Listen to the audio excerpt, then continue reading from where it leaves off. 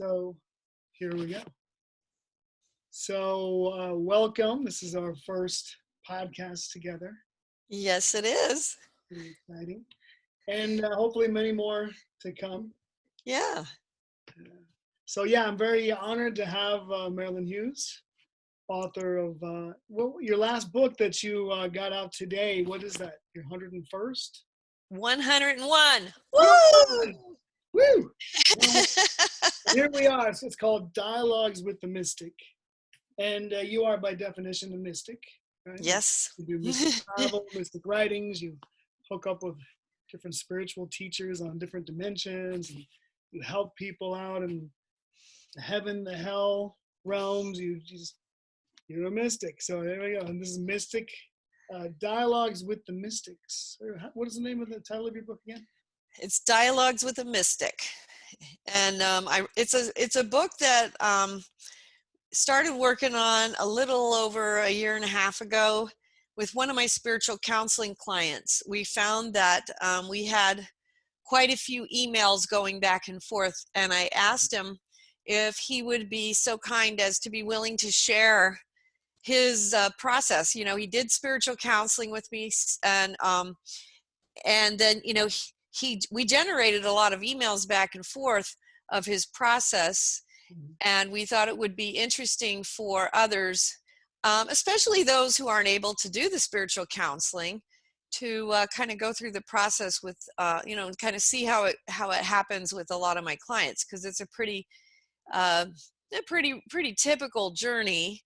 You know, every journey is a little different, but there are similarities in all the journeys, and so it's the back and forth dialogue of the questions that we go through and the different things that happen for him, and as he's starting to progress and experience some of the out-of-body travel states, and then starts having a lot more profound visions. Ironically, what makes this a little different and interesting in terms of its timing is that this particular client, whom we call Seeker, yes, he started having probably just a little bit under a year ago, started having profound visions of coming apocalyptic times and things that really match what we're experiencing right now with this pandemic. And so I want to think about that if I can. Sure. I really want to take a nap. I was up all night just getting slammed, which was, was fantastic. And then I saw that you released your book today. So I had to quick hurry up and read your introduction before we had our call. And yes, indeed, some topics of conversation just in the introduction. I'd like to, on a subsequent talk with you, I'd like to read the book and then just have in-depth conversations about that book. Sure. Yeah. And the table of contents, I'm just like, okay, there's a lot of stuff there.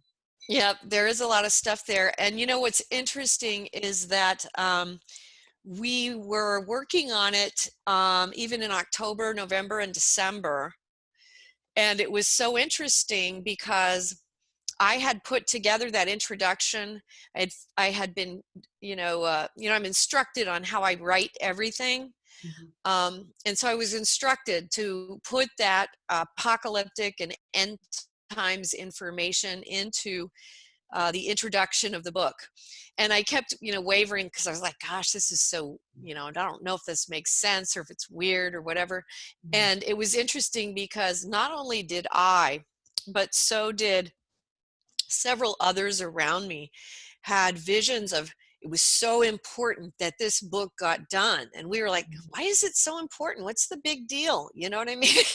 We couldn't understand it, but we understood, okay, well, we'll speed things up. You know what I mean? We need to get on this. Yes. Could never have imagined, because we would talk about this and I was like, well, I think you're having something very significant here. I think it means something's coming. And we even go back to the visions that I started having in the early 1990s, which spoke about the times coming in 2026 to 2030. Yes. Which are now coming upon us. And I talked about this a little bit more recently, because the times are coming here. We're, and we're finding out that it's starting to happen. The rumblings of the earth, so to speak, of what this is. And, those of us who have these visions of these times don't necessarily know exactly how they're going to come to pass. We just know that it's something important and something big. And then you look back at the prophecies that are not, that we didn't know about, and we find Pope John the 23rd had visions regarding the year 2033. We find that in the prophecies of the popes, the years 2027 to 2033 were considered the times that the Pope, and they talk about Pope Francis would be, excuse me, I'm going to cough. Got a little cough going on. Okay. That Pope Francis would possibly be the Pope of the end times, and that these times would be either 2027 or 2033. And I just found that out recently, and I was like, wow, that's the same general period of time that I was told in the early 1990s, which was 2026 to 2030. So we're, looking into some of the prophecies, we're finding that there are some that actually coincide with the same period of time that we are all now coming into. But it was interesting because there was this urgency that didn't make sense to us, because it's like, well, what difference does it make? We're just doing a little book about spiritual counseling. But the end times, the apocalyptic experiences apparently have more significance and importance than we understood. And probably, we had no clue that I certainly would not have imagined it would come upon us so quickly as it has. Well, one of the recurrent experiences that the seeker had in the introduction was trying to have a spirit child. And yes, they could not have it over and over and over. And the doctor was getting more and more nervous that it was really urgent. And your higher self, Odyssey, yes, was like, it's very important that you succeed in bringing in this spiritual child. So it seems like, because you are very positive, light being, and but I sensed a lot of urgency in yes. the production. Also, there's a lot of I can't think of any specific people I can give you a quote from, but it seems to be a lot of world leaders and such that are pointing towards 2030, of having like a world currency. Maybe it's going to be digital format, which they can. There's a lot of implications that come along with that. You can be tracked in every single way. It can be wiped out. You could be like, okay, you can't do any of what we want unless you do exactly what we tell you to do. So it's really interesting when you first told me about 2026 to 2030, because I've been hearing that over and over at that time. Well, yeah, and now, we also have the possible asteroid conjunction in 2029. So that also coincides. So we don't know how that, and ironically, in the visions I had in the 90s, there was an asteroid involved in that, but there was also the possibility of wars. And you mentioned the currency. A lot of people are talking about that out here in the East. I'm in New Jersey right now, because a lot of places out here have stopped taking cash. It's all, you have to use credit cards. A lot of places they won't take cash. And I'm not sure if that's because they're worried that the virus can be spread on, cash. Yeah, I mean, But obviously, that can also be spread on credit cards. But I guess they think that it's a safer means. But yeah, you see how things that didn't make sense from even the book of Revelation in the past about some of these chipping things. I mean, we've heard about some of the things that are happening too, about about the rollout people being, in a year with the yeah, where chip. people could be chipped as to what they are immune to, what they are inoculated for. what their state of health is. And, you know, it's interesting because I've spoken to people in different parts of the country. And what I'm definitely finding is that it's definitely different out here in New York and New Jersey right now than it is around the country because it's more extreme. You know, even just this morning, they're reporting on how, you know, they are burying a lot of unclaimed bodies on an island off of New York because they don't have anywhere else to do that. And so, you know, there's a lot more happening here. You know, we have a lot of things that people seem very surprised by when I talk to them in other parts of the country. And I'm surprised that people don't know that this is happening here. Just in terms of, you know, prisoners being released from, you know, prisons, jails, people not being able to get medical care for anything else. You can't call the police for a lot of things like breaking and entering, so you have to be prepared to protect your own property. People are driving like crazy people because they know they won't get you know, pulled over for and you know, even just the other day, my roommate, you know, goes to Walmart and people are being kept out of Walmart by the cops, and barricades at the grocery store. There's only one entrance because they're worried about looting because people have lost their jobs, and then, you know, people are losing their credit now too. You know, so people who are considered a higher risk, they're losing credit. So they're worried about looting occurring and things because people are getting more desperate because this has been going on a lot longer here than in other parts of the country. We're probably going on a month now. And so, but just a lot of, you know, a lot of things like that. And so it's, you know, all the ice trucks coming out because of they don't have enough places to store the bodies. And there's just a lot of chaos. yeah, I mean, they're really I would like to, We you don't know, have say they're really chaos. handling it very well in Yeah. terms of medically, they're handling things very well. I do think that I'm not sure why, you know, we keep hearing about the problems with just treating people with the Plaquenil and the Zithromax and zinc, I guess is what they started doing overseas. And for some reason, the FDA I think it's the FDA holding it up over here. Hydroxychloroquine, I think. Yeah, and it's like, I don't understand what the problem is. If it's working, you know, these are approved drugs. And you know, I did talk to someone today who told me there are some side effects to Plaquenil that might be what they're concerned about. But I think that especially when you're dealing with patients who are going to die, that they should have the choice to make of their own of, I'll take the risk of these side effects or I won't, you know, at that point. So, and also, you know, in other countries, they were using that combination to help some of the medical people to keep from getting sick and or to recover. So I'm not sure why that's going on, but it doesn't make sense that you would hold back a treatment that's working for something this serious and something that's causing this big of a thing. But like, you know, like you said, a lot of people are worried about civil liberties and how this is going to play out in the long run, because we're definitely experiencing that here where that's a concern. And, you know, you have to have travel permits to go to work out here. Well, I'm in LA, right? So can't just, you know, I mean, there's a lot. Yeah. they So yeah, were, I don't know if it's different out there. it is way different. Is And it? I went to the gas station. It's the first time I couldn't go inside unless you had a mask.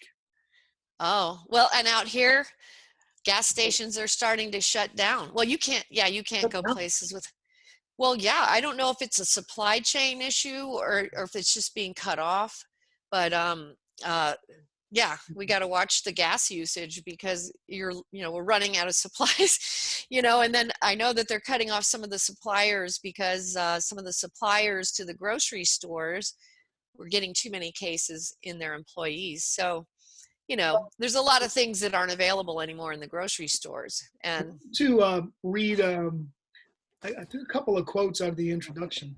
sure. Um, And I think what I'll start with is famine and deaths due to epidemics will be one of the forerunning. Well, I have my glasses right here. Yeah, and make sure you let me know, is that a quote from Introduction. Seeker, or is it from one of the quotations we used from the Colburn Bible or Maria Valtorta? Well, it's about to say something about that. Okay. Famine and deaths due to epidemics will be one of the forerunning signs of my second coming. These chastisements designed to punish you and call you back to God will carry out with their distressing power one of the sortings out between the children of God and Satan's children. I think that's very interesting because it's really easy to see the dark and the light right now. Yes. People, by their actions, so will they be known. Well, and yes, and one of the things that was definitely clear in Seeker's visions, and it wasn't just in his visions, but it was also in a lot of other people's visions that they sent and shared to me with me over the last year, and also some of the visions I had myself, which was that we have to preserve the light, and that it's not an issue of winning or losing at this point. It's an issue of preserving the light in everywhere that we possibly can. And you were talking about the issue of the spirit children, and these spirit children, it has to do with bringing the Spirit of God back into the world, and that aborting of that inability to bring that Spirit of God back into humanity is what is causing in the energetic field the conditions that make us ripe for literally this alteration, which is also exactly what you just read from. That might have been Maria Valtorta or the Colburn Bible. Might have been Emanuel Swedenborg, though. I'm not sure which part of the book you're reading from. We used some quotations, from others who had interesting prophetic things that relate as well to what Seeker was experiencing. I would check it out, but it was from a photograph that I took from the book, so I can't go. Oh, okay. Because you always say from. So yes. But I can't do that because I took a photo. Okay. Okay. It's interesting because you and I have had a conversation before about what many people have known about the Earth, and having major things happen that wipe the planet out, whether it's a flood or volcanoes or whatever the case is. And asteroids, yeah. I mean, because the belief is, I think that the dinosaurs were wiped out by an asteroid, and we have to remember that God, but also Mother Earth, they do have that capacity to, if they do have the capacity to kind of shake us off. Yeah. If we become too destructive, if we become too out of balance, we can be shaken off, just like, we become like an infestation, just like a virus ourselves. If we move enough away from God, that's kind of what we end up becoming, like an infestation, That's why I'm bringing it up, because we've had a conversation about this battle of dark and light. Yes. That, dark can win. Yes, darkness can win. And so, maybe things could get reset again, or maybe not. Maybe it sometimes can get too far gone where we can't come back from it. And also, I am, there's no religious tenets that I am, okay, I'm about this. I grew up religion, but I study all the religions like you do. Right? Yes. So it isn't a religious thing, but it's a spiritual thing, and it's a light thing. And I felt the urgency in your introduction. Yes. And so you are a very light person. You're a happy person, like I mentioned. And but with what's going on right now, in your work, I think it's pretty easy to say that the most important thing that we can do with this lifetime is to work on our soul evolution Yes. and the evolution and growth of other people's souls. And that's the main reason that we're here. And what points to these potentials for us to grow is where we have certain vices and things that we need to work on. So in order to be in this purgatorial realm, we all have a certain amount of issues that we, whether it's lust or avarice or wrath, etc., etc. And so, Right. and I live in LA, and so there's no vanity here Yeah. or greed, but it's like people are rewarded for this. So it's like, hey, look at me, everybody, and so right, it's like, wow, I'm a success, or the successful teleprompter readers at the news station or whatever it is, right? You get to these certain jobs and people think that that's what life is about, and they had a successful life, and maybe from the time that they were born until they died, they never had one single awake moment. Yeah. So with what's going on right now and the importance of at least having more of a chance for people to have an evolution or a growth in their souls during this time. What do you think is the most important thing that people can do right now? Well, first of all, I would just also just say not to pick on just, we don't want to pick on people who are, because I've seen people who are very successful, who are having awake moments and who are on a spiritual path, but I know what your point is, and I know everyone listening understands what you're saying. So, but I just want to make that clear that, we're not picking on, we know that there are many people who are on a spiritual path who are also in the public eye and are doing things like that too. But what is the thing that we want to be doing is you said it very, very well, Brian. So thank you. It's just, people think it's real complicated, but it's really not that complicated. And this is why if we can just reach people with this and they realize that it really is this simple, that you turn inward and you seek to understand and purify, because the only reason of substance, the only substantial reason we are here, this is a mortal realm. A mortal realm means that it is a realm where the battles between good and evil go on. So the very fact that we have taken birth in a mortal realm like this indicates that we have good and evil within ourselves that we need to identify, purify, and move through in order to graduate to a higher state of existence. And what we have become, we become a people of habitual behaviors who generally completely waste entire lifetimes doing absolutely none of that. We do these things that support our vanity or our greed or our avarice or, whatever it is, whatever our vices may be. We all do this.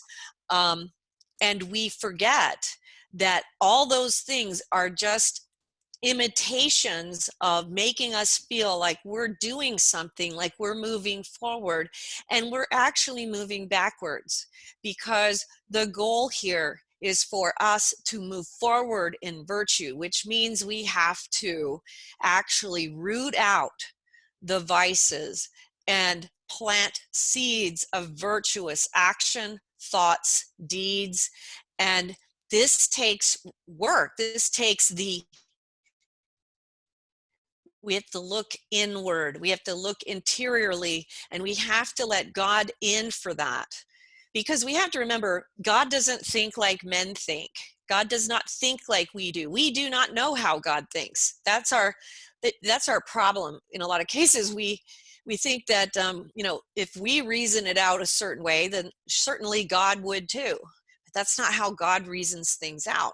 The reason we're here is because our thinking is flawed. The way we view things is flawed. And so we have to be going inward, and we have to it really is the actual movement of the soul is very simple. It's okay.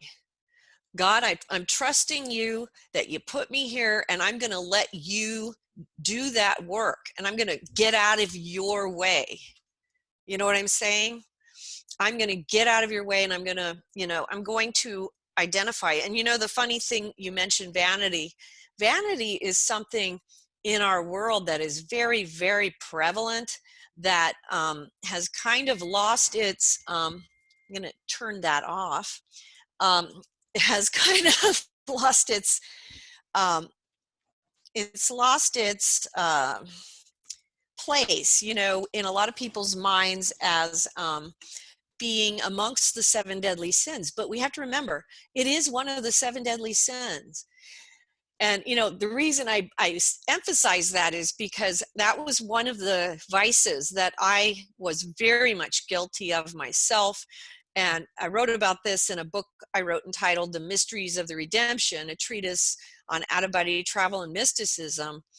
And I went through this. I've never heard of that one. That took me a minute.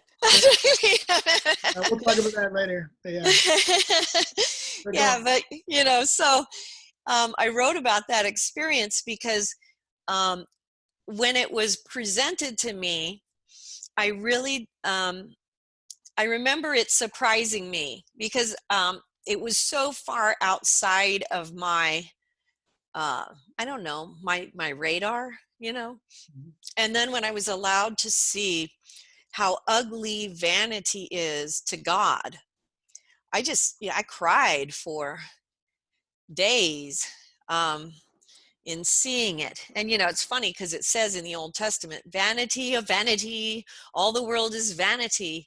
But we don't really understand the truth in that statement unless we look inward and allow God to reveal that to us. And we as human beings, we see ourselves individually as having so much importance, but that's the reason why we don't get it.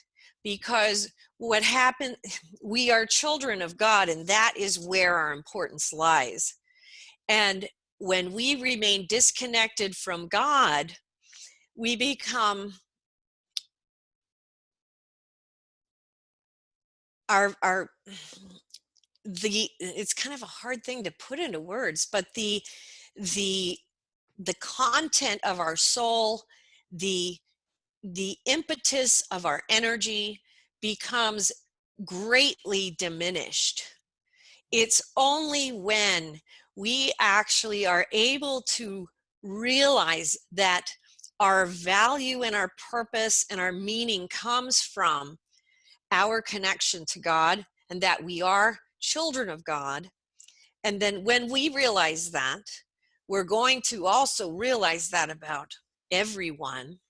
And then with all of that comes a real, true, and proper humility that we all have to then nurture and constantly feed, and we have to feed that with the truth. And the truth is not what we feed ourselves as a general society. We feed ourselves a lot of untruths as a general society. Jesus said, "I am the way, the truth, and the life. No one goes to the Father but by me." And a lot of people who are not Christian or whatever might have trouble with that statement, but that statement is the truth. And so we have to make a decision. And here, everyone's sitting at home doing their quarantine, and, we have to make a decision. Do I want to know the truth as it is, or do I want the truth to fit what I wanted it to be or what I thought it to be? And that's what most of us do. We try to define the truth, or we try to seek out the truth in a way where we're going to justify what we already believed. But we have to ask ourselves, do we want to know the real truth, even if it contradicts what we previously thought? And if we do, then we have to be ready to literally be put through the fire and let God change us and let him show us. And that is what's going to start a real purification process. But that's the reason we're here. Mm-hmm. So this is, this is the contrast that people oftentimes miss is, they don't recognize that is the reason we're here. We all have our little roles doing different things in the world, and people think that that's why we're here. Those are roles that we play in the world. But the reason we're here is because we have these elements within us which need purification and further unification with God. And we cannot even embark upon that path unless we are willing to see the truth as God knows it to be, and not insist on what we want it to be, having to be the truth. As long as we do that, we're going to stand still. We can't move forward because we won't change. Yeah. And I once asked a question to this person named Swami G. You ever heard of him? He's a saint from India, and there was a lot of saints from India. But I asked him, I said, because he was speaking of the divine heart, and so I'm like, in your divine heart, what is the question that you most wish to hear? And what is the answer? And he said, there's only one, after a pause and some laughs from some of the people that were there. And there was silence, and he goes, there's only one question. Are you or are you not connected to God? I'm down with Swami G.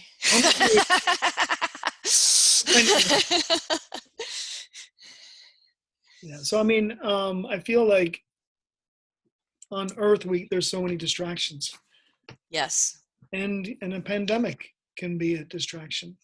And from so many, over 30,000 documented out-of-body experiences that you've had, and going through many past lives, you're very clear that we are an eternal soul that continues to journey and evolve. But it's like some souls just seem to stay in the same place, lifetime after lifetime after lifetime after lifetime. And it's like right now is such a beautiful time with the internet, and they can watch things like this, and they can really take a look at, and you have everything laid out for people, from A to Z, from step 1 to step 2 to step 3, how to start this journey. Yes. But I think it's very important to not do that right away. And instead, for me anyways, because I'm a writer, and I like to make things really exciting, interesting.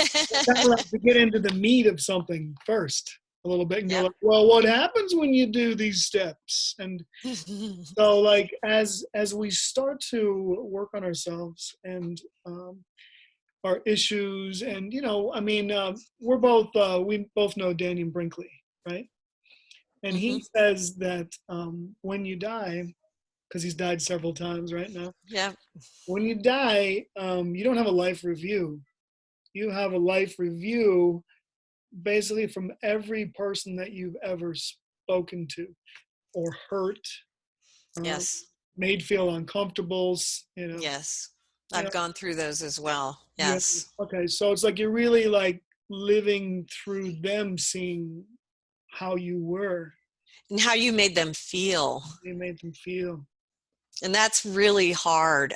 I'm getting slammed right now, because literally when I've gone through those, and you don't have to die literally to go through those. I had 2 near-death experiences, So I've gone through those that way. But I also went through these in totally conscious, just, these were actually times when I was really sick. And so you can actually, it's a gift of the Holy Spirit to bring you into it. But it's, boy, is it a humbling experience. I remember that after one that I went through in 2007, just literally, again, crying. I do that a lot, but, crying and, realizing it's like, wow, how could I have ever thought that I could, even require, to, ask, to require anyone, to ask anyone, how do I put that, that I can't even say it now because it got so erased out of my brain. But it was like, how could I ever possibly think that someone would need my forgiveness for something, because look at me and how much forgiveness I require. And I was just so humbled and so deeply, you really you feel it so deeply in your every cell of your body, how you made people feel. And I'll never forget it. It's that is a very powerful thing. And that, that in and of itself tells us quite a bit about our purpose here. You know what I mean? It tells us that we should be paying a lot more attention to all these little interactions and how we make people feel, and of course, we all fail in that. But this sort of thing gives us clues. These things give us clues as to where do you begin, and so I remember Mother Teresa would always say, I like to bring this up, Mother Teresa always said, you can start with just smiling at somebody. You start with a smile, so we forget how simple, these are simple things. These are simple things to become a little more aware of how you're making people feel, rather than turning around and going, you just smile, and hey, you've completely changed the energy of that interaction. Even out here in where I'm at here in New Jersey, New York here, they've talked a lot on the local news about how people are, going to more efforts to just be kinder and reach out more. And there's a lot of people doing, neat things like you hear about teenagers who've decided they're going to do grocery shopping for the elderly or people who are immunocompromised who can't go out to the grocery store. You hear about, a lot of things that people are doing because they just want to help. And you see, well, this is how the pandemic is generating a whole new kind of energy. And I'm getting totally slammed as I say that. So that, we see how that's what we're trying to do. That's what the mystical realm, that's what God is trying to bring in. Like, we're trying to generate a very different kind of energy, which is love, caring, and how do we make each other feel? We've become a pretty cold and uncaring society about a lot of things. And how hard is it to change that? It's literally a split-second decision that we make as as we walk down the street every day. We can change a lot of that very quickly. Now, one thing is to be in this purgatorial realm, we need to, as a prerequisite, have some of these vices. So I think for some people, it's like you've lived so long doing this, and and I think some people just live in guilt and shame or not forgiving themselves. So what would be your advice to them so that they can just kind of reset and forgive themselves embrace themselves, and have a healthy self-esteem and go forward, being different, creating themselves in a more positive way. It's a great question, because that's a big thing. That is the real big thing. And I struggle with that myself sometimes. So I totally relate to that. I'll give some advice that I got from a priest once, who is no longer with us, but it was, brilliant. He once told me, he said, so you're basically saying that God's mercy applies to everyone except you? And he said, how arrogant is that? And I was like, yeah, you got a point there. That's a good point, Father. But we have to remember, another thing too. Saint Faustina, ironically, we're on Easter Sunday today. We're doing this. Time of new beginnings, right? Yes, that's right. And next Sunday is Divine Mercy Sunday. Oh, we might have to do it again next Sunday too, then. Yes. And Divine Mercy Sunday commemorates, the Feast of the Divine Mercy, and the Divine Mercy Devotion, which was brought about through Saint Faustina. And Catholics will be familiar with this, others may not, but in the Divine Mercy Devotion, we celebrate the mercy of God. And Saint Faustina had visitations with Jesus Christ for years, and this whole devotion to the divine mercy of Christ, and having his mercy showered upon us on Divine Mercy Sunday every year, and also throughout the year through these devotions, which you can look up online. Just look up the Chaplet of the Divine Mercy, or the Divine Mercy Sunday, or something like that, and you'll find out more about it. But what one of the things that Christ told Saint Faustina that I think is so important was, he said, tell people that the greatest attribute of God is mercy. And he said, that those who extol my mercy will enter through the door of mercy. He said basically all souls can choose to enter through the door of mercy first. It is only those who refuse to enter through mercy who will enter through justice.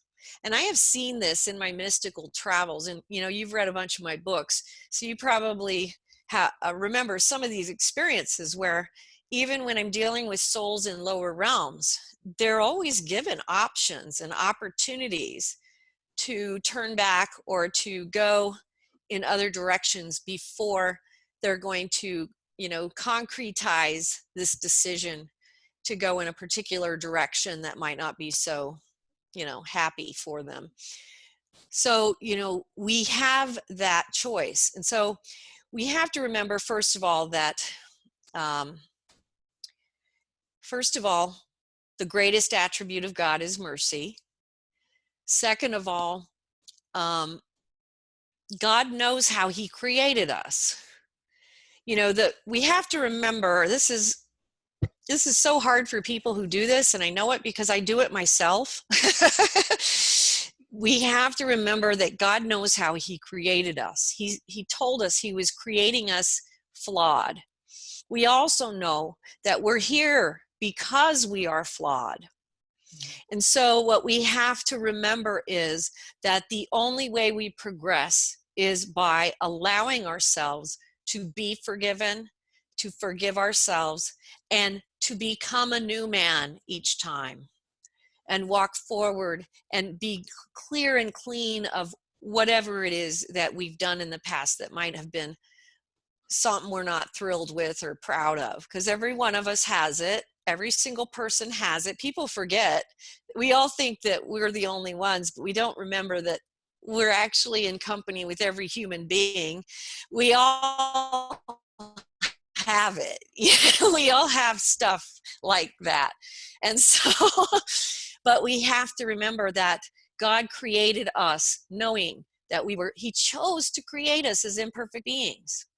So he didn't create us with the expectation that we were going to come down here and be perfect beings. He created us as human beings.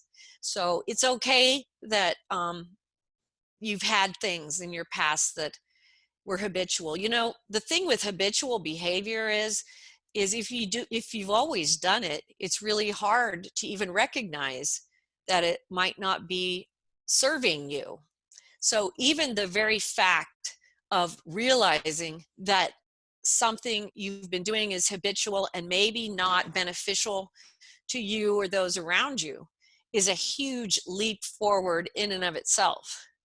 You know, and then the next step is, okay, now I got to start working on trying to alter that habitual behavior, which you can't anticipate you're going to have trouble and problems with, because it's not going to happen the first time that you're never going to do it again. It's a habitual behavior. So you're going to mess up, and it's okay that you're going to mess up. So I'd say it's really important to remember God's greatest attribute is mercy, but also God created us this way, and the only way to move forward and the only way we can allow ourselves to be altered and to become better is by forgiving ourselves for being what we were created to be, which is flawed, imperfect human beings. And we have to remember God knew that when he created us. So that's cool. That's what we were created to be. But there is a process here, an evolutionary process here, that we want to take advantage of and we want to utilize. We don't want to waste our time anymore. We don't want to just stand still with that. And so it's not an issue of bashing yourself for realizing, oh, you know, I shouldn't have done that all those years. Look at all the years I wasted doing that. Don't do that. That's pointless. Just, oh, I can actually make this something that becomes more useful to me as a soul.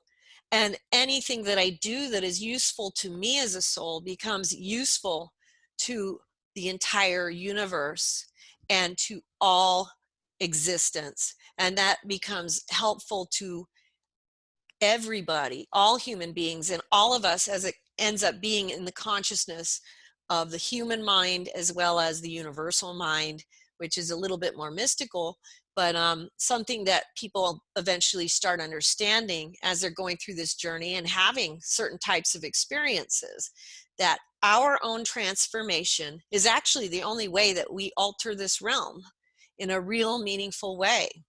So don't bash yourself for, you know, if you're 80 years old or 95 years old and you just decided today, I'm going to do this different. Too late. No, 150. 150 Don't worry about it. Trying to figure, right. You're all good, you know, so, you know, you can start at any time. You're never too young or too old.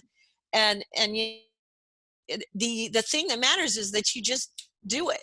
Right. You make that simple switch in your mind, and it literally becomes an energetic shift. It alters the direction that your soul is going to take. And that is huge. That's really how simple this is for most people listening. Make that little shift and then follow through with it, and you're going to find everything changes. Doesn't happen like overnight.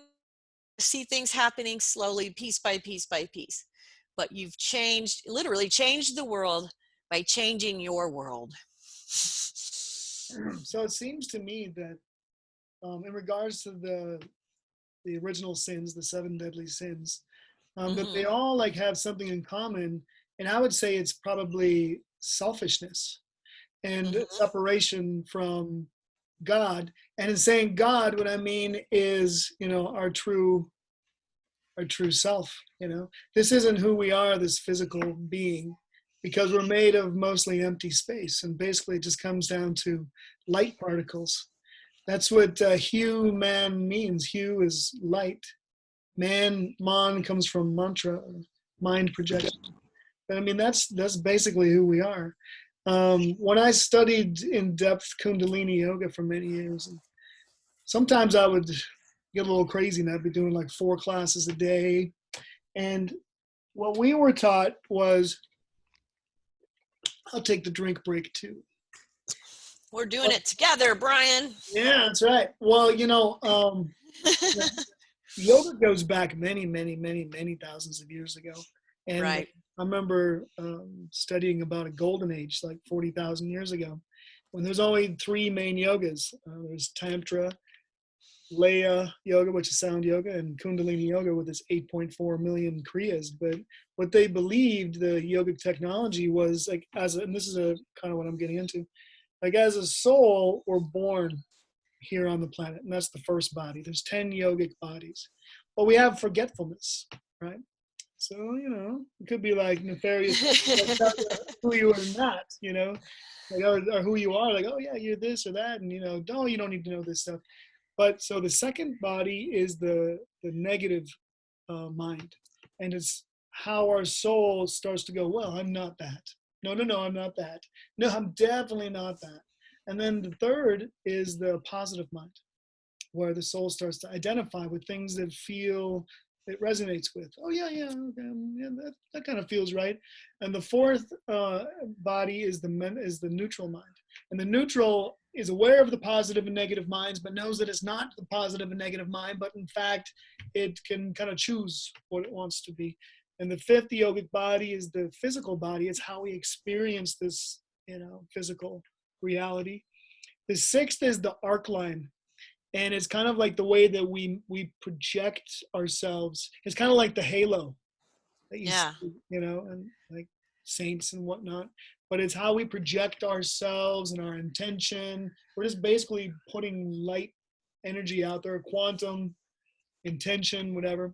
The seventh yogic body is the auric body. And so it's like, we all have an aura. The earth has an aura. Plants have aura. And so, we can keep our aura strong by, nutrients and. And then there's the pranic body. That's the eighth body. And so that's like the energy lines that run through our body. And so these ancient yogis, they knew that there's subatomic energy in the air that we breathe. It's not like, we're breathing air and like, oh, the oxygen's great. It's like the energy that's in that air that keeps you vibrant and alive. And then the ninth body is the subtle body. Now, the subtle body is all the things that our soul has learned from this lifetime. And I don't mean like, how to fix a car or do macrame, which is cool, or play the flute or whatever. But like, soul lessons and stuff, right? And then also the ninth body, the subtle body, is the vehicle for the soul. So once the pranic body dies, then the physical body dies and all the bodies go away. The 10th body, by the way, is the embodiment. It's all the radiant body. It's all 10 bodies put together, right? And so when the physical body dies and all the bodies die, the only two that remain is the soul, the first body, and the ninth body, the subtle body, which is the vehicle for the soul, and also whatever the soul has learned in that lifetime as it goes on to continue its journey. So, that's always kind of been my philosophy anyways, before I really even started to get into out-of-body travel. And so we're here to grow and work on ourselves and our issues. So like for people who do decide to work on themselves, because a lot of times maybe these things that are vices and such actually help them to be successful in the world. Yeah, certain worldly ways. Yes. So having said all of that, and we come to this earth, and a lot of people don't even have a chance, because we have the forgetfulness, they say, with the yogic, philosophy, because it's the most opportunity to learn, right? But there's some places in the world, and you would know, because you would go and dig a well for some people because they don't have palatable water, and they're very without the ability to they're kind of just pushed down, maybe. Bigger countries come in and take all their resources, and they don't really get an opportunity to see what they're all about sometimes. I know that also some of the happiest people on the planet are people who are, very, very poor, or from, fourth world countries and such. But, a lot of people, maybe it's even in bigger countries too, like the United States or whatever, we're born here, and there's so much about this is who you are, this is your religion, this is how you're supposed to think, getting indoctrinated into school, and then have everybody else policing you, peer pressure, and if you step out of line, then you're the weird one. So like, what is like? How can like some people start to break this trance that we're just kind of born into? Well, I think it's courage. I think the biggest thing, and this is what I have seen, is that it takes courage to decide that you are going to follow God and the path that God lays out for you, regardless of the consequences, and regardless of, whether it makes you popular or a freak, whether it makes you rich or poor, whether it makes you, and that's the part that people have trouble with. But the funny part of that is that it really does simplify things, because you're, well, and I guess I should throw in a disclaimer, where you have to be careful, because you got to have a lot of discernment here, because you've got to make sure that you are making decisions that are truly in alignment with that, because some people come up with a lot of things and they think that it's what, they think it's what God is telling them to do, and it might be very self-destructive rather than actually something that makes sense or is really, going to take them forward in that path. So you have to be very discerning about your own connection, and the messages you receive, and sometimes, we make decisions that we may not really know what the right answer is, so we don't always know. We just do the best we can. That's why we're humans. But a lot of it is the courage to be, it's okay that I don't fit in. It's okay that everyone thinks that I'm a little bit off on the Fruit Loop side. It's okay that people don't understand it. You certainly do have to have the courage to stand, you know. But once you truly know that you are standing for God, then it's really hard not to anymore. You can't, it's really almost harder to do the opposite. But what I have seen, and I've seen a lot of people who had callings and were drawn in different ways, and a lot of people, they fall off that path because they don't have the courage to stand alone or to stand out and be a little different. They want to fit in, and you do have to have the courage to be different. And you have to have the courage to deal with the fact that being different, carries with it some things that are not always pleasant, but I think that's the big one. You got to have the courage to do it, even though, and the even those, you could list a million even those, which is you're not going to fit in. You don't know if you're going to be rich or poor or somewhere in the middle. You don't know who's going to stand by your side or who's going to betray you.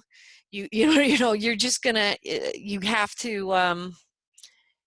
have to choose to stand by God no matter what. And there are going to be no matter what. You know what I mean? Yes. That's how it rolls. So, so it's that courage, but, none of us come into this world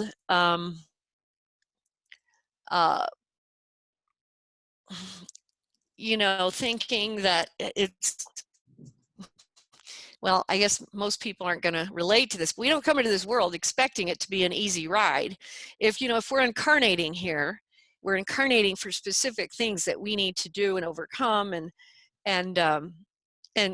work on energetically so that we can progress to the point where we don't have to keep doing this, it's worth it. I mean, is it really worth, fitting in and everyone thinking you're great and having tons of money and tons of surface friends or whatever, people, liking you for the wrong reasons, and then to cross over and it's like, that's great, but you were supposed to accomplish this, this, and this, and you didn't, so we have to do another do-over, and so you just keep doing do-overs. So, at some point, each of us has to make the decision, I'm going to do it this time. I'm just going to do it now. And that's really what it comes down to, which is, it's the discipline to decide, I don't want to waste any more time. I want to go forward. And there are going to be times when that hurts. There are going to be times when that sucks. There's going to be times when it's great. There's going to be times when, it's a great reward. And there's going to be times when it's the opposite. But,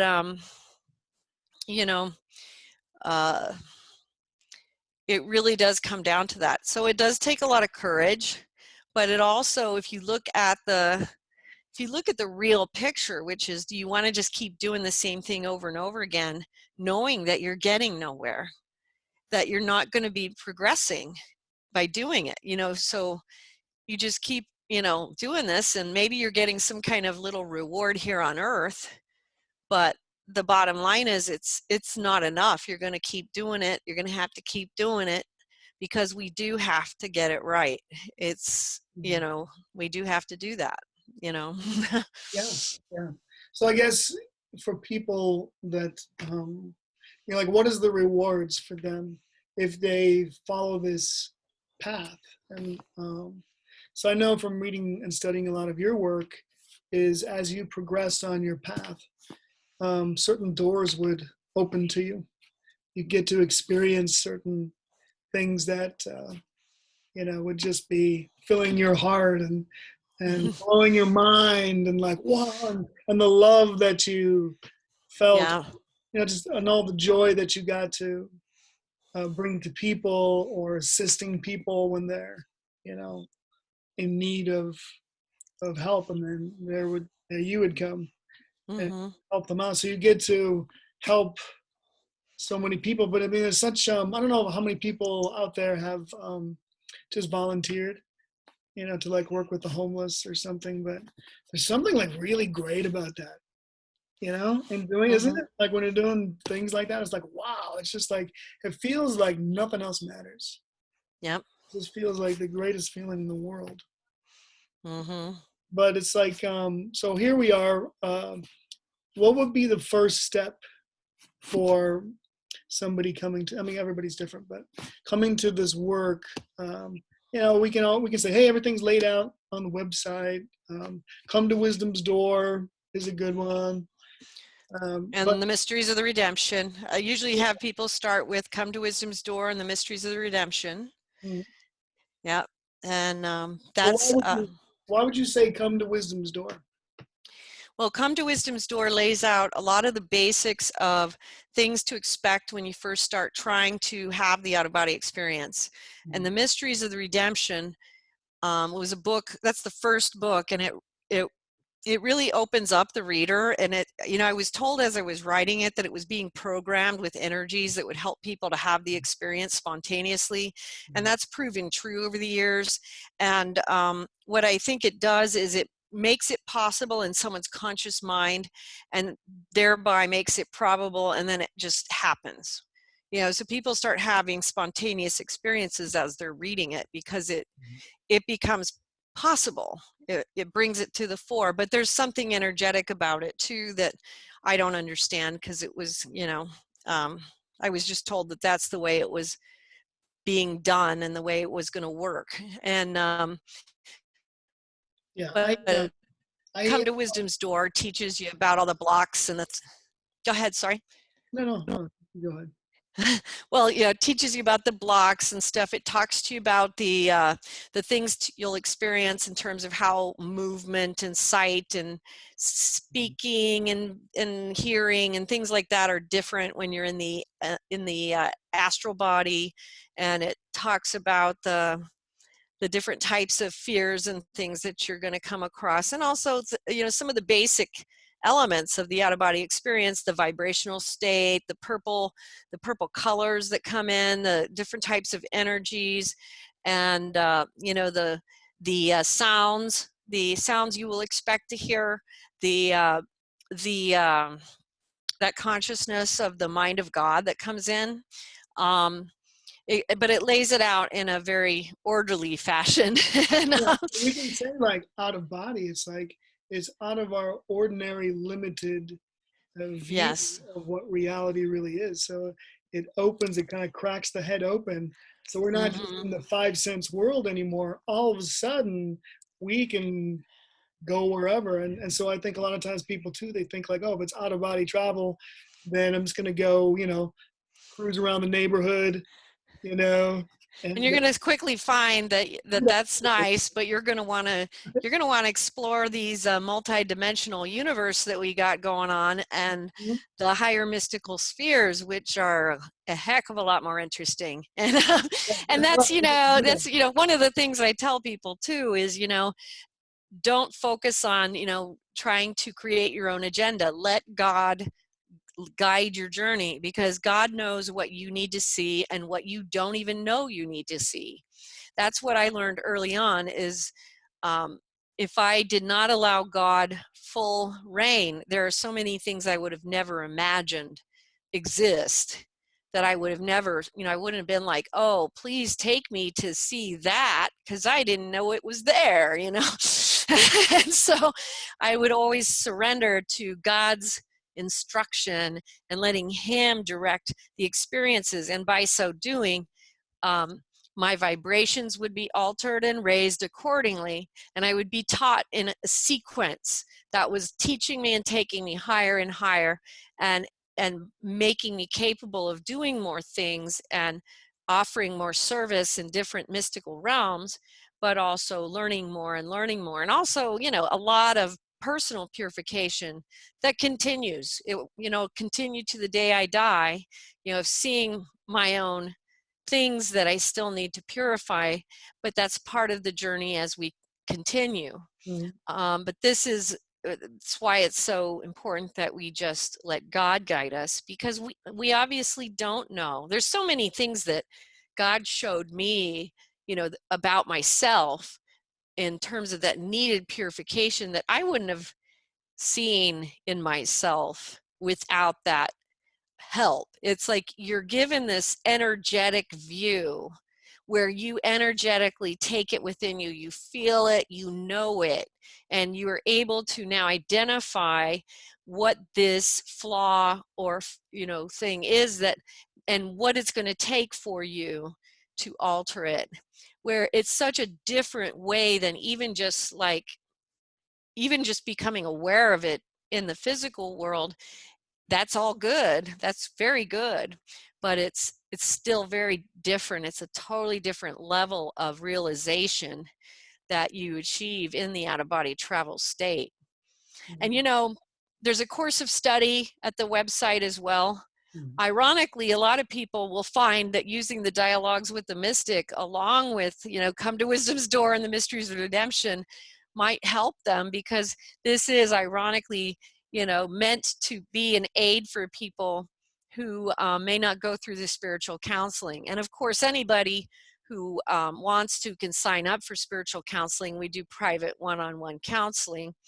And so I do that with a lot of people, and we go through these things, and you can have that if you want. But the new book is actually probably going to be great for people starting out as well.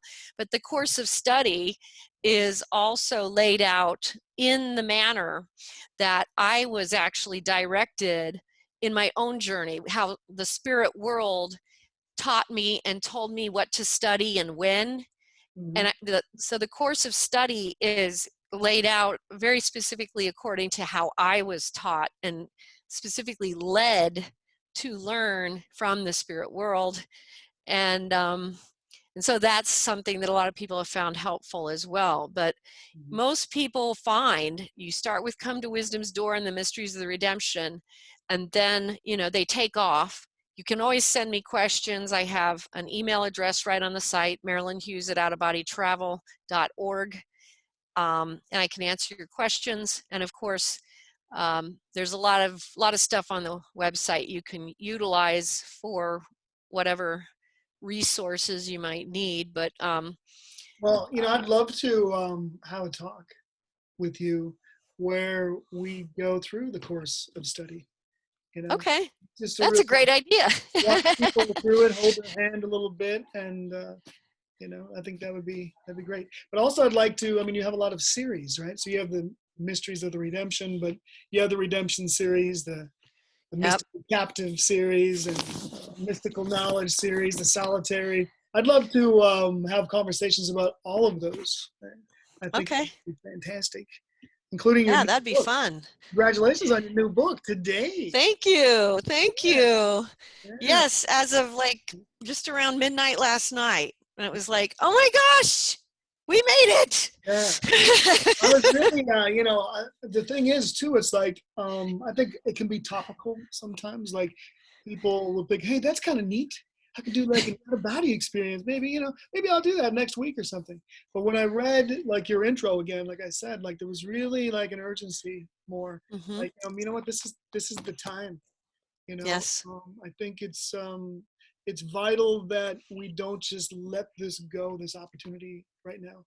Yes. I think it's very important. I don't know what's been coming through for you, but besides, reading your intro, but it seems like, this is a time where we can really turn the tide. And if we don't, what do you see? Well, I think what I've seen, what Seeker has seen, what a lot of people have seen is that it'll get worse. I compared it to in a recent show I compared it to the plagues of Egypt, in the time of Moses, that, what happens is that every time, Moses would go, hey, let my people go. And Pharaoh would say, no, and then there'd be another plague and he'd say, no, and it's really as simple as, okay, yes, so this is our first tribulation or whatever. The more of us that's individually say, yes, God, I hear you. It's kind of like little Samuel. When my kids were little, I especially remember this with my youngest. There was this cute little show called Cherub Wings, and they had this cute little, the person who did the voice, and it was so cute. They portrayed Samuel, Prophet Samuel, and he would do the whole thing with Samuel of, him hearing the voice and going to his teacher and finally, yes, Lord, I hear you. And so that's what we need to do. We need to say, yes, Lord, I hear you. We need to do it now, and what we need to understand is, as ironically, as early as 1917, which was the visions of Our Lady of Fatima in Portugal, Our Lady was talking about these chastisements, and she said, that if people would pray the Holy Rosary, that some of the chastisements could be averted. And then, World War II was one of them. The communist reign in Russia was one of them.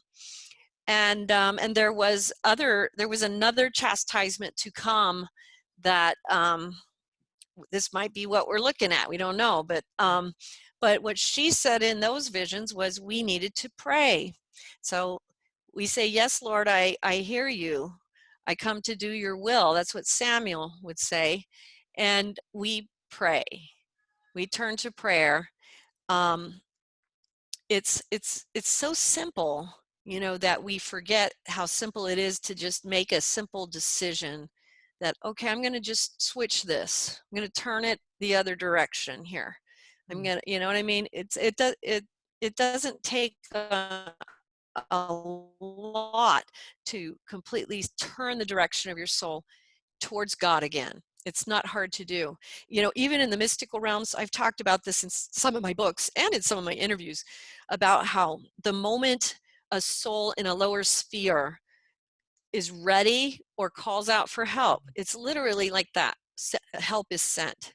It's almost like simultaneous, literally. It's mind-boggling because it shows us that mercy is the greatest attribute of God, and that, all those things we read about, that God knows when the hair on your head is falling, because literally there are, nobody knows how many souls we have, but yet here he knows about every single soul. And that's, that's what that hair on the head, that God knows when the sparrow falls, and he does. And So I've had some can you give like some synonyms for God? synonyms.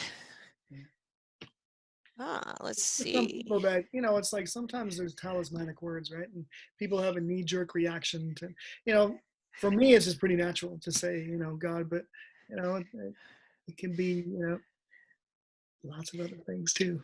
Right? Well, like if you're talking about like people who might be less comfortable with that word, Yeah, you maybe. can you can even use the universal consciousness. Universal consciousness. I feel good. Because even when you're like a lot of the places that you go in the out-of-body travel state, you really are in this, it's a mind meld, really. It's a beautiful, hard thing to describe. I mean, but literally you are you are literally just switching the switch, the button, the knob, to universal consciousness. A universal consciousness, you can, all that is, a lot of people say all that is, All that you know, is. I am that I am.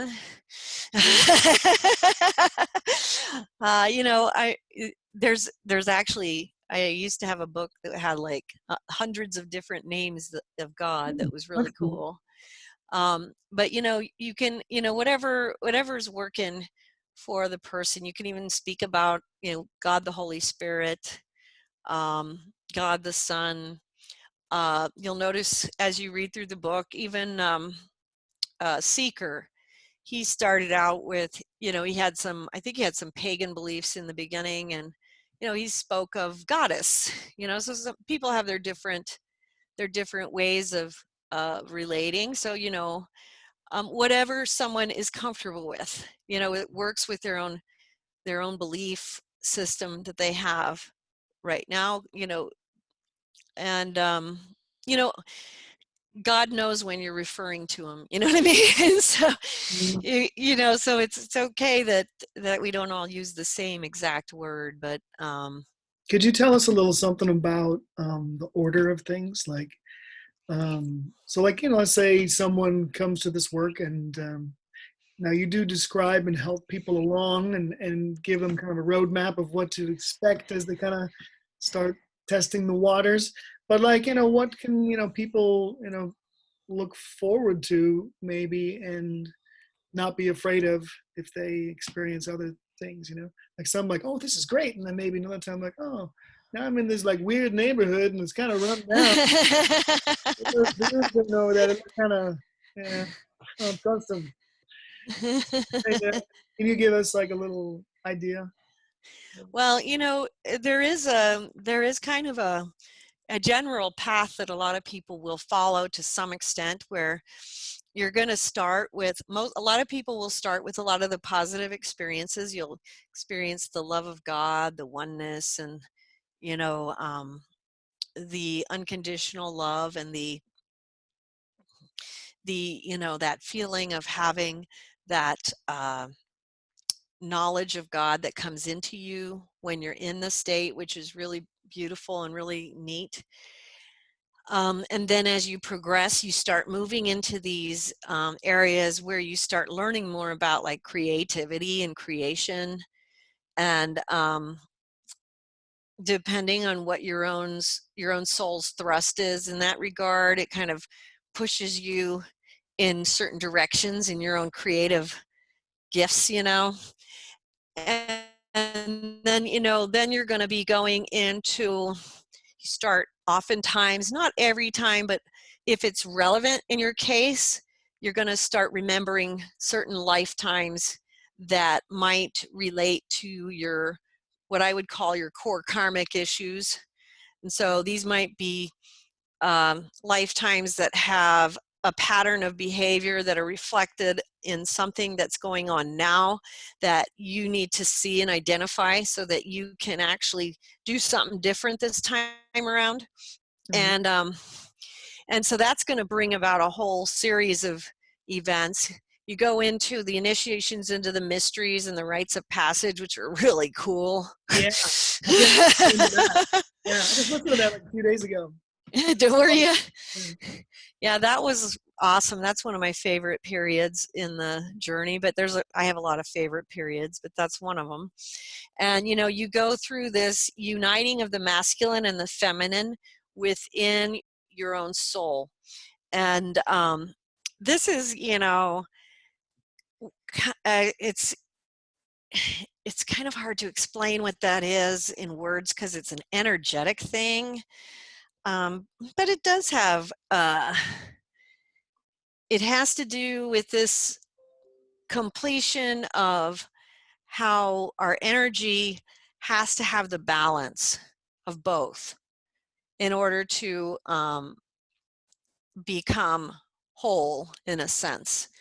And so that comes about through another series of initiations and rites of passage. And then you go through some of these initiations into immortality and ascension. And then as you pass through that, you're going to go into the alteration pathway, which is where you start learning about how you can alter energy in the mystical spheres, and what that does is subsequently changes how things hit the ground. So you're actually changing the outcome of certain events on the ground according to what the angelic and God, and or God has determined needs to be changed, because the energies are forming according to our thoughts, our words, and our deeds in energy. And sometimes people are setting something up that's going to go very badly, and it's not, the outcome might be more severe and not in accord with what God would like to happen in terms of what's best for this soul. And I know a lot of complicated questions come out of this, so I'm going to try to avoid that confusion, but but if you read the books you kind of understand it more. But what happens is, like, say for instance, someone it's the "but for the grace of God go I" moments where it's when someone really should have died and they didn't, and that was very often the result of an energetic alteration, and where we were preserved by a miraculous intervention, and it's not necessarily obvious to us on the ground.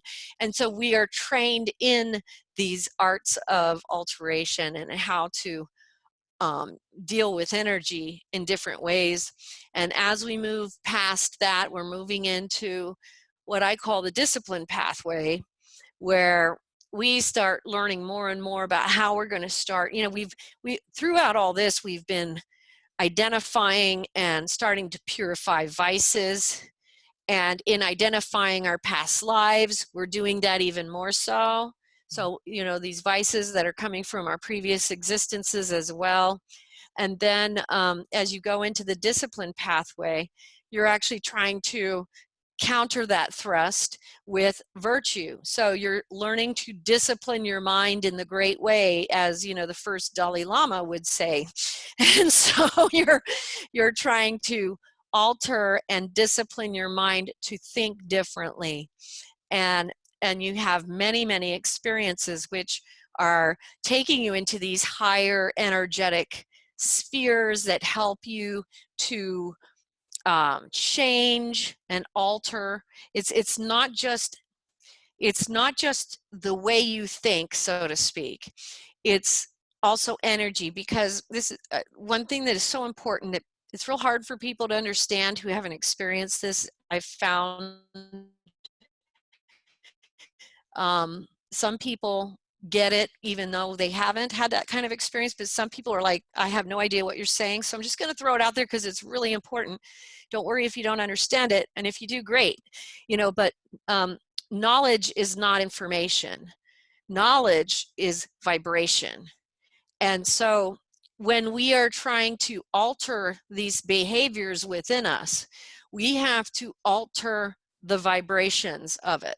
So we have to fine tune and raise those vibrations, because knowledge comes in through that vibration being high frequency, being you know, fine tuned and raised.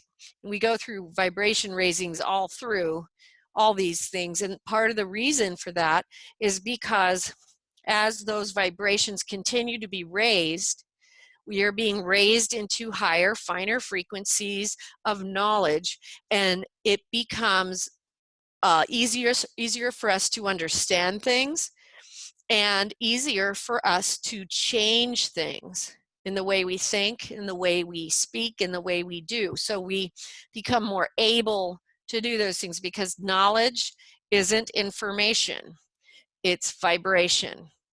And that's like the most important thing for all humans to understand about what out-of-body travel teaches us. Knowledge is not information, it is vibration. So if you want to increase in knowledge, you want to increase in vibration, and the only way that comes about is through the grace of the Holy Spirit and allowing it to be done unto you. And that comes in through, you know, these vibrational raisings come in through a lot of the same types of the exercises you will learn and Come to Wisdom's Door. You're going to see that the very same states that you generate to have an out-of-body experience are going to generate vibrational raisings. And the angelic realm will come in, and they will actually be fine-tuning and raising your vibration. And so this is like going on throughout all these things I'm talking about. And it's very, very important, because the vibration is what is making this consecutive alteration of the, you know, the climbing higher and higher and higher possible. You can't do it without that. So it's like very important to know that. So then you're doing that discipline where you're redisciplining and changing the way you think, and thus disciplining the way you behave, the way you operate changes, and it becomes more of a natural change, because the goal isn't to just not do things because it's not right to do. You want the vibration to actually honor the rightness of it, which changes your decision making. It changes everything about the way that you're, it changes your desires, it changes your cravings and attachments, you know, which is kind of a Buddhist term. So I guess in Christianity they might call it, you know, your sinful attachments, but they're the same thing. It's just things that we're attached to that are not taking us in a good direction. And then it can superior or inferior. Well, yes, or you know, towards life, towards death, you know, things that de-energize evolution, things that energize evolution, things that go towards light, things that go towards darkness. You know, a lot of people have trouble with, you know, superior or inferior, because they don't understand, okay, well, you don't have to call it superior or inferior. You can just look at it just from how does energy operate. Well, some things are going to thrust you forward, and some things are going to drag you down. And that's the nature of the energy of it. It's not a judgment call. It's simply the properties of the energy of that interaction. And so that makes it, and ironically, Buddhism is really good with this, in that by taking the effects of certain things that humans do and looking at it from a different angle, it gives people the opportunity to kind of intellectually look at these things and make decisions about them, rather than do the, oh, it's sinful, I'm a bad person, you know what I mean? And so you're making a decision that's not just based on a judgment call. You're also deciding, I want to move towards life. I want to move towards God. I don't want to be, entrapped and dragged down by this action that energetically will do that. You know what I mean? And so it becomes more of an informed approach of action in our lives, And then, as you might imagine, the next step then is, you start traveling into the lower realms, the hell realms, the purgatories, and things like that. And you start learning about the different things, vices and things, and how those realms work, and how people end up there, why, and what it takes to help them to get out. And you learn a lot from this, because you learn so much about, well, how do souls end up in these places? And unfortunately, you can definitely identify with like, wow. But it also helps you to get really strong, because in being virtuous, because to be in that arena, in that realm, you got to be pretty strong, because they're going to do everything they can to try to take you down. Yes. Oh, they do. Oh, they absolutely do. And even some of these realms are so intense and so demonically charged, that you actually have to undergo exorcisms, mystical exorcisms, when you leave them, every time you leave them, because you get there's no way you can go there without getting contaminated. And so you have to be put through that by the angels who are with you, or whatever, not a physical realm exorcism, but one that happens in the mystical. So it's a pretty intense thing, and it's pretty intense to go to those places anyway, just because what you see, what you learn, and this is a real telling on what lies within us, in terms because as we move towards God and upward towards the light, the natural progression is that the dark things fall away and are purified out of us. So we become more filled with light. As a soul moves towards darkness and goes further into the darker spheres, a lot of the light falls away. And this is kind of said in Catholic doctrine. They talk about how the souls in hell hate God, and that's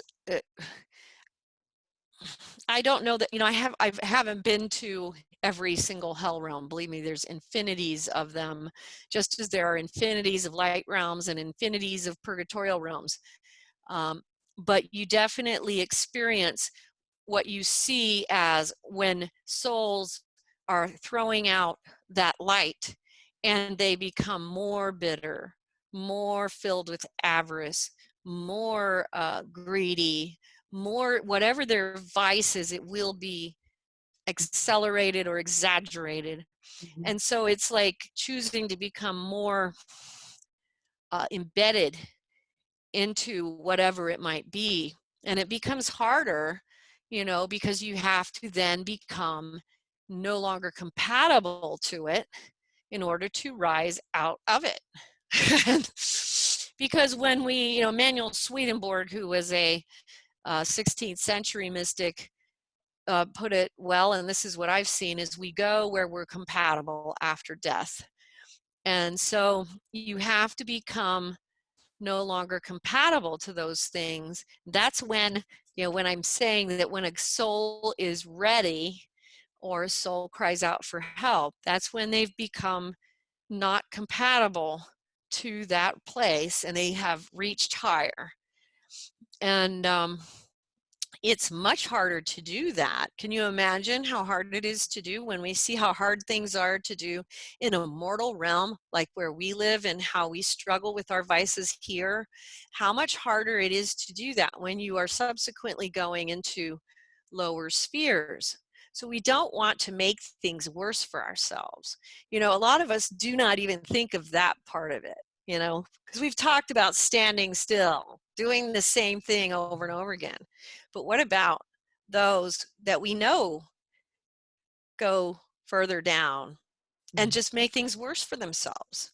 That happens too. We don't like to talk about it. Nobody likes to talk about it, but unfortunately, we know it happens, and mystics for thousands of years have reported seeing these things. I'm not the first one. I won't be the last. And so, part of the reason I think we're allowed to see these things is to remind others, remind others that there's a reason why we're here. And let's not forget, we're here for a short time. Another thing that a pandemic can do is remind us of that. We're all here for a very short time. We have to use that time well. And having said that, as far as this podcast goes, and what could potentially be afforded to people, like what is the greatest potential that you think could come out of this? If we, you've had a certain life where you've had all these experiences and you've been guided to so many things, and you're such a prolific writer, and you don't have much of an ego about that. Over 100 books and all this free material, everything's kind of laid out there. What I'd like to do is just simply put it out there for people in a digestible manner, or more digestible for some, because some are more visually oriented and stuff. But what do you think is the highest, greatest possible good that we can do for all the souls that come across this, do you think? I think we create a stairway of ancient sacred texts all the way to heaven for anyone who wants it. That's what I think is the best thing. Okay. And that's what we do, because that's anyone who wants it, it's there. And all right, let's do it. Let's do it. What do you want to talk about next time? Should we get into dialogues with a mystic a little bit, and then get into wisdom's door, perhaps? We could do that. Whatever moves you, Brian. Likewise. Cool. Yeah. Let's keep it kind of free form. And I love when I watch podcasts and such, and there's somebody who's like really the man or the woman, and it's like, oh, okay, and then I love when the other person can sit back enough and just let the person shine. So I'll try to do that as much as I can, because sometimes I just like to flap my jaws. I think you're doing just fine. Okay. Oh, I loved it. It was great, and I'm looking forward. We'll touch base again before we talk again, and it's been such a pleasure and an honor. Oh, mutual, Brian. So this will be fun. I love the idea. We'll have a good time with this. Sounds good. All right, until next time. Until next time. All right, let's see if I can figure out how to shut this off. All right. Bye. Bye. Let's see if this works. Recording.